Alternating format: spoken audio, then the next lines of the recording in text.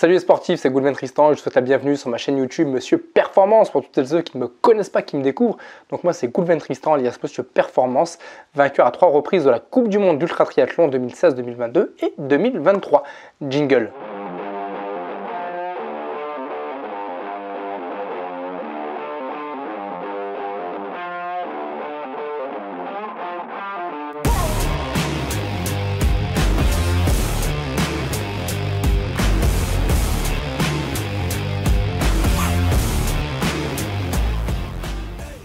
Aujourd'hui, on va parler d'une course complètement débile que j'ai faite l'année dernière. Vous en avez peut-être déjà entendu parler. Ça s'appelle l'Ultra Tunnel, la course des fous. Voilà, un sujet, une vidéo que j'avais envie de vous partager par rapport à mon retour d'expérience.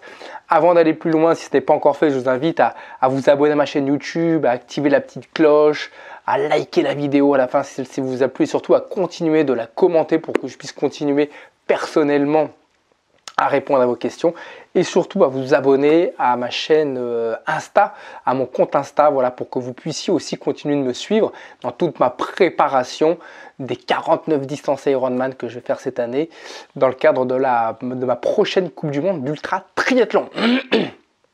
Mais maintenant, revenons-en justement à cette course que j'ai fait, que j'avais envie de vous partager, l'Ultra Tunnel, la course des fous. Voilà, c'est celle-ci, c'est à Bath en Angleterre. Alors c'est une course en fait qui se court dans un tunnel. Donc c'est une ancienne voie ferroviaire qui est désaffectée, qui fait 1,6 km de long, donc 3,2 km aller-retour. Et en fait, on a 320 km à faire dans ce tunnel dans le noir. Alors à l'intérieur, il fait noir. Bon, il y a quelques petites loupiottes qui nous laissent un peu distinguer le chemin à parcourir. De toute façon, il n'y a pas à réfléchir, c'est de la longue ligne droite, il n'y a pas de virage et rien du tout. Autant l'aller, il y a un faux dénivelé, voilà, ça monte un tout petit peu, bon, ce qui fait que le retour, ça descend légèrement. Et en fait, il y a juste les deux trous de lumière, en fait, à l'opposé, à chaque opposé, en fait, à chaque extrémité du tunnel où on peut voir le jour. Mais sinon, voilà, on est 90-95% dans le noir. Et c'est une course qui a lieu depuis 2019, donc à Bath, comme je vous le disais. Et en fait, en 2020 ou 2021, au bord de la piscine, en vacances avec des potes, il y a un des potes justement qui en avait entendu parler. Il me fait « Ouais, Goulven, j'ai entendu parler d'une course qui est complètement débile. Et comme je sais que tu aimes faire tout ce qui est débile et idiot, c'est une course, pour moi, elle est faite pour toi. » Et il m'en parle comme ça, il m'en parle au détour d'une conversation. Donc il m'explique ce que je suis en train de vous expliquer. 320 km à faire dans un tunnel qui fait 1,6 km. Il y a 57 heures. Il y a 30-35 participants à chaque édition. Et moi, le fait qu'ils me disent 320 km dans un tunnel, des allers-retours de 1,6 km, mais de suite, je trouve ça génial. Je trouve ça complètement débile, donc complètement génial en fait, voilà, parce que je suis comme ça. Et de suite, je vais voir mon meilleur ami, mon meilleur ami Google, donc j'essaye de me renseigner, tout ça. Alors, il y a 2 ans de ça, c'était une course qui était difficilement trouvable sur Internet. Voilà, il y avait eu que 2 éditions, donc 60 ou 70 athlètes qui l'avaient fait. Il y avait eu très peu de communication sur cette course. Donc très mal référencé, même en tapant Ultra Tunnel, Google il avait du mal à nous amener vers cet événement sportif. Mais bon voilà, il m'avait dit que ça existait, il m'avait envoyé une vidéo. Donc voilà, je m'étais acharné pour trouver vraiment le lien, un lien d'inscription, tout ça. Et c'est vraiment aussi pour s'inscrire, même à ce jour, pour s'inscrire, il n'y a pas réellement de site internet. Enfin, il y a un site qui est existant mais qui est très spartiate. Enfin la communication en fait est très courte avec l'organisateur. Voilà, c'est pas un site internet où vous allez voir de belles images, où tout va vous être expliqué de A à Z. C'est vraiment le basique du basique. Mais bon, suffisamment pour trouver les coordonnées de l'organisateur, lui écrire, m'inscrire, tout ça. Et en fait, cette course, j'ai eu l'occasion de la faire en 2023. 2023. Justement, je l'avais planifié dans le cadre de ma préparation de la Coupe du Monde d'ultra triathlon. Voilà, c'est une course qui avait lieu mi-mars ou fin mars, enfin, qui avait lieu 2 semaines avant la première manche, la première épreuve de la Coupe du Monde d'ultra triathlon. Donc c'était 2 semaines avant un double Ironman aux États-Unis. Donc c'était un peu tendu quand même. Voilà, le fait de me rendre à cette compétition, de me dire je vais faire 320 km de course à pied. Surtout que uniquement de la course à pied, c'est énormément traumatisant pour le corps. On met énormément de temps à récupérer d'une telle épreuve.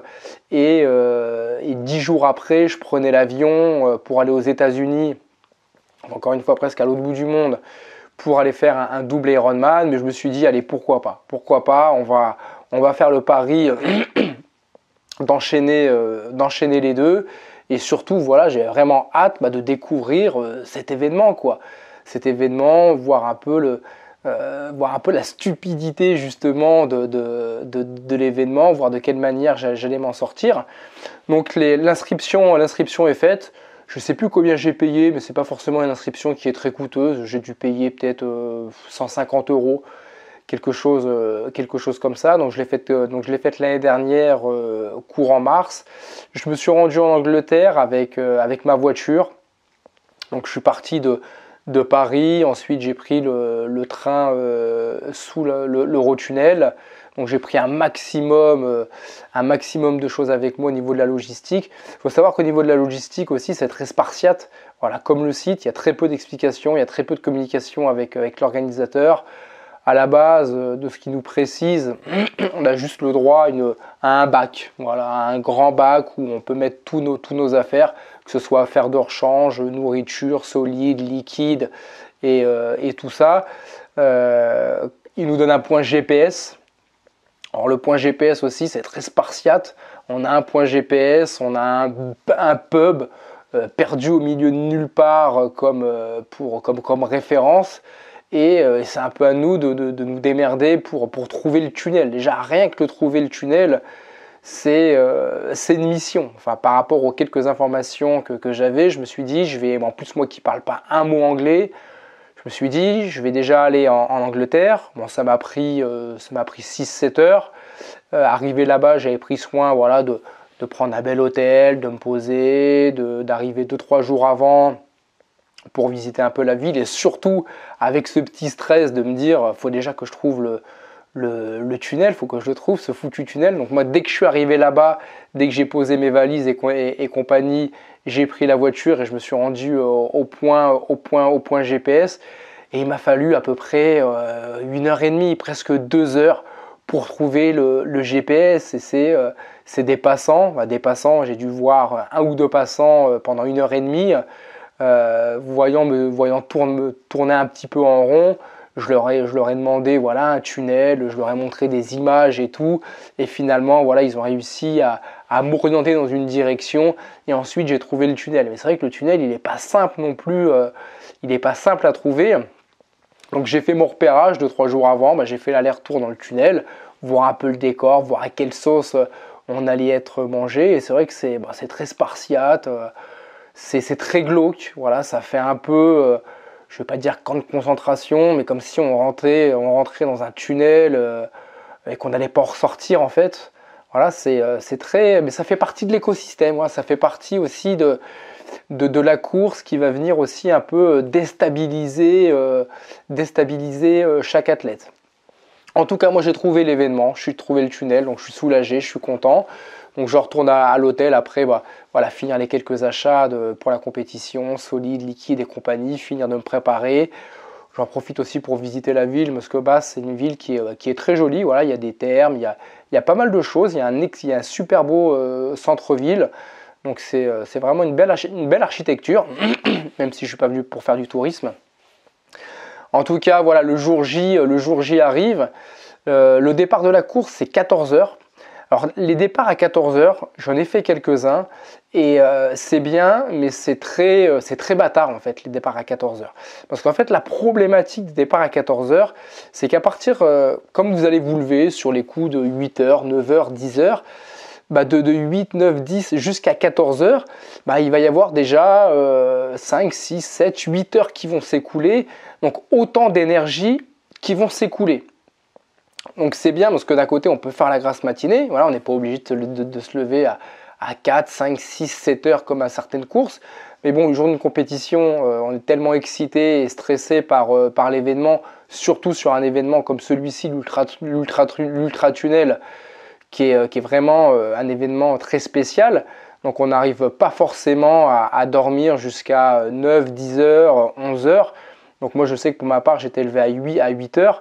Donc de 8h à 14h, voilà, je suis réveillé, il y a l'énergie qui commence à s'écouler, voilà, tout simplement. C'est pas comme si on se levait à 6h du matin et qu'une demi-heure ou 3/4 d'heure après, on était sur le départ de la compétition.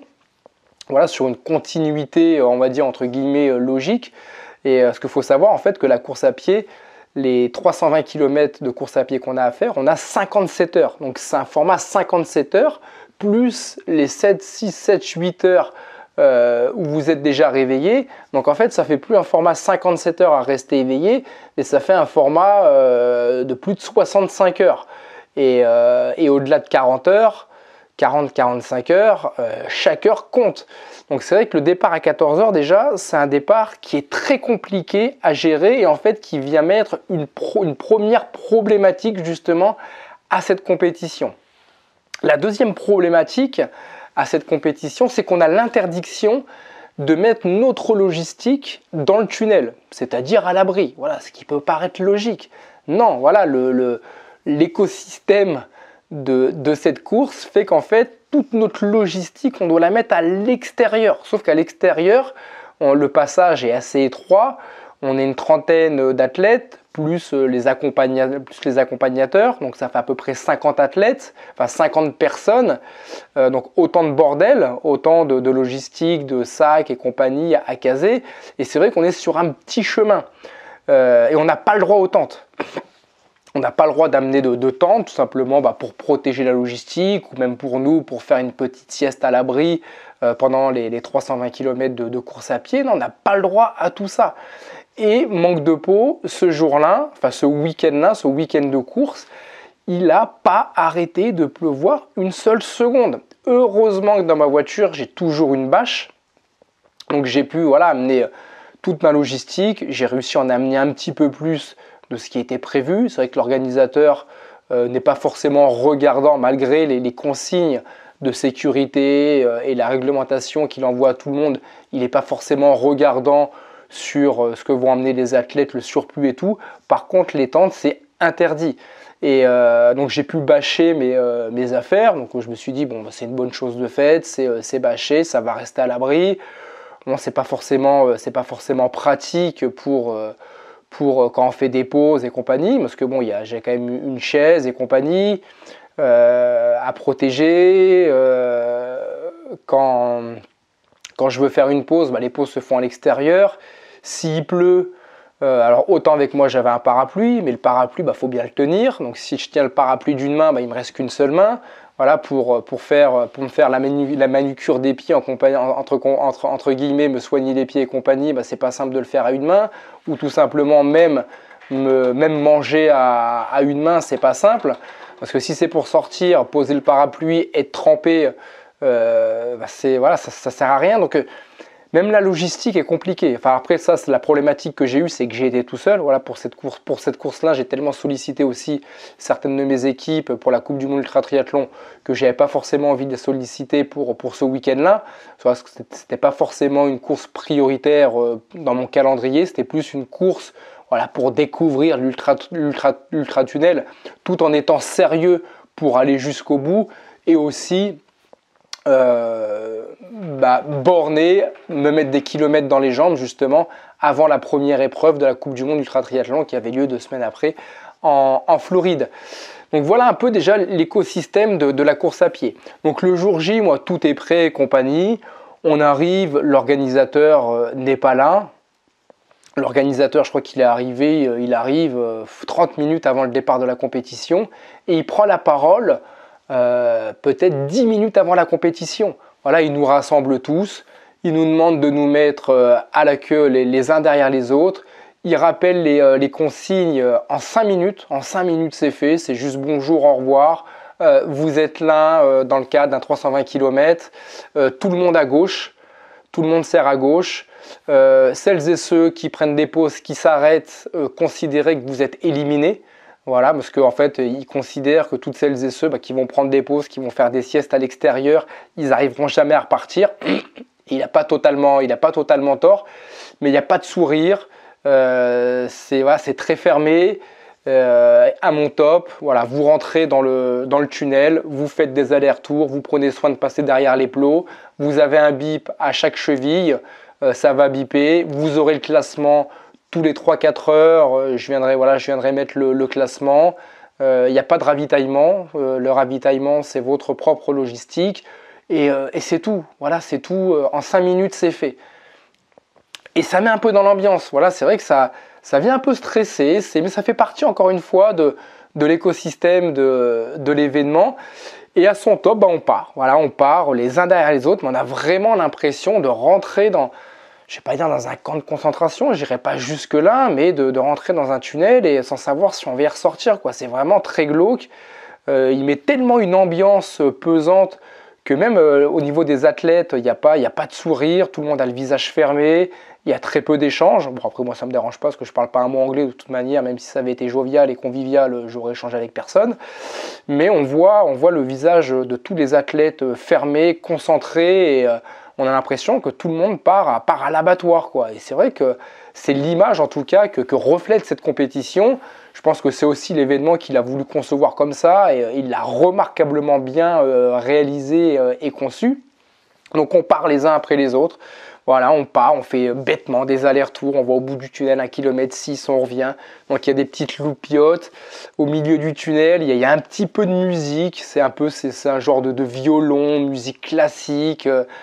Ouais, très gore, très space en fait. Et on fait des allers-retours. C'est un tunnel qui est très humide. On n'a pas le droit à la musique, on a le droit à rien du tout, quoi, en fait. Juste nos baskets, t-shirts, shorts et courir. Et si on a envie de se ravitailler, c'est au niveau de notre logistique à l'extérieur. Donc au début, tout se passe bien. Voilà, tout se passe bien. J'enchaîne les kilomètres, un premier marathon, un deuxième marathon, troisième marathon. J'ai ma montre GPS qui m'indique voilà les kilomètres, mais j'ai aucune idée du classement. Donc on a tous hâte qu'il arrive, voilà, pour qu'on ait un peu un repère justement sur le classement. Et au bout de 4-5 heures, je crois, on le voit arriver. Alors le classement, pareil, très spartiate. Donc il arrive avec un grand tableau blanc où il a énuméré tous les athlètes, donc par ordre de classement. Moi, je crois que je dois être sur 32 athlètes qu'on est au départ. Le premier pointage, je dois être dans le top 15. Moi, je dois être entre la 12e et 15e place. Donc, il nous met le classement avec le nombre de tours qu'on a fait. Et ensuite, il part. Voilà, plus de son, plus d'image. On ne sait pas où il est. Alors, on sait qu'il a une tente qui doit être à 200 ou 300 mètres de l'événement. Il repart à sa tente. Mais plus de son, plus d'image, on est vraiment en totale autonomie et on continue bêtement de faire des allers-retours. Et 4-5 heures après, donc il revient. Donc cette fois-ci, il ne revient pas avec un nouveau tableau, donc il prend exactement le même tableau. Et en fait, il barre toutes celles et ceux qui ont arrêté. Voilà, il les barre et il laisse le classement identique au premier volet, sauf qu'il change uniquement le nombre de tours. Donc c'est à nous de déduire notre position au classement par rapport au nombre de tours, par rapport aux autres adversaires. Et c'est comme ça. Donc à chaque fois, il revient tous les 4-5 heures actualiser le classement. Donc c'est une course qui est pas simple parce qu'on est vraiment sur de l'ultra course à pied. Moi, c'est pas mon point fort. Alors, j'aime bien courir, autant la course à pied dans l'ultra triathlon, course à pied, vélo, natation. Moi, la course à pied, ça fait vraiment partie de mes points forts. Mais là, on est vraiment sur une spécificité de 320 km à faire en moins de 57 heures. Donc, il ne faut pas traîner. C'est un rythme qui est très soutenu si on souhaite terminer cette compétition. Moi, j'avais vraiment, par rapport à tous les calculs que j'avais fait, envisagé de la terminer. Mais au final, je commence à ralentir. Je commence vraiment à voir les jambes de plus en plus lourdes. Arrivé au 100e kilomètre, tout se passe à peu près bien. Je sais que j'ai encore 220 km à faire. Et en fait, on est encore 9 à courir sur les 32. J'ai parcouru 170 km, donc j'ai fait un peu plus de la moitié. Il faut savoir qu'au 160e kilomètre, il y avait une barrière horaire, il n'y en a qu'une seule, donc que j'ai réussi à passer. Et au 170e kilomètre, on était encore 9 athlètes. Et au 170e kilomètre, donc j'ai décidé d'arrêter la compétition parce qu'il me restait tout simplement le même temps à effectuer que sur les 160 premiers kilomètres avec quasiment autant de kilomètres. Donc je savais que j'allais être beaucoup plus lent sur la deuxième partie. Alors j'aurais pu terminer la compétition, hein.